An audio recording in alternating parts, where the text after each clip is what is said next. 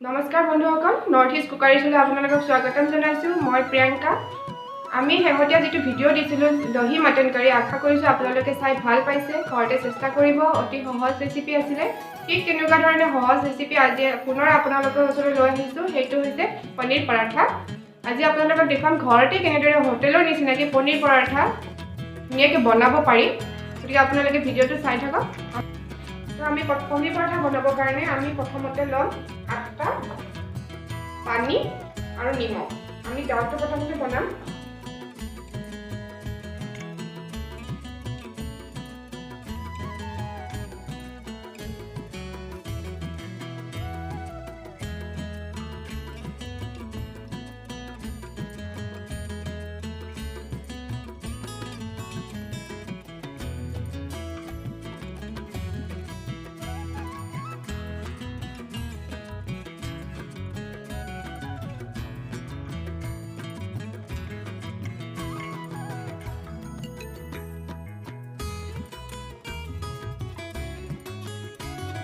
এতিয়া আমি ষ্টাফিঙৰ কাৰণে পনীৰখিনি ৰেডি কৰিম। আমি পনীৰ 100 গ্ৰাম আমি গ্ৰেট কৰি লৈছোঁ।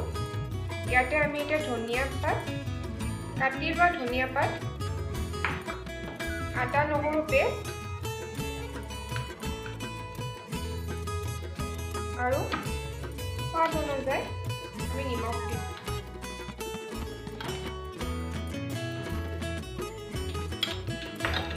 আমি এতিয়া এইখিনি হাতেৰে ভালদৰে সানি লওঁ।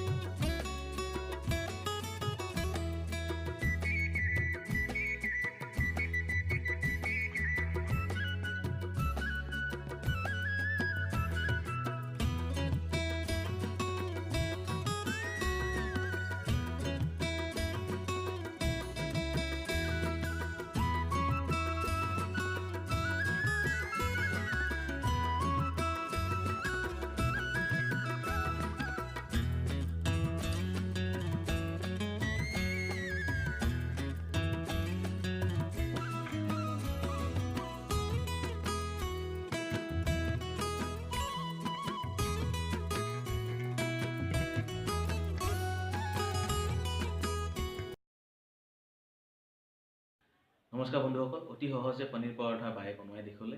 ঠিক তেনেকৈ মই এটা ৰেচিপি আপোনালোকক দেখুৱাব বিচাৰিছোঁ, পনীৰ ব্ৰেড ৰোল। আহকচোন কেনেকৈ বনাই মই আপোনালোকক দেখুৱাই দিছোঁ। অতি সহজে আপোনালোকে বনাব পাৰিব ঘৰতে। প্ৰথমতে ব্ৰেড এখন ল'ব।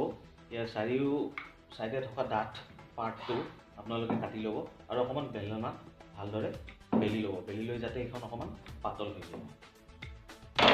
ইয়াত মই এতিয়া ঘৰুৱাভাৱে বনোৱা অকণমান ধনিয়া চাটনি দি অকণমান ভালকৈ লগাই ল'ম।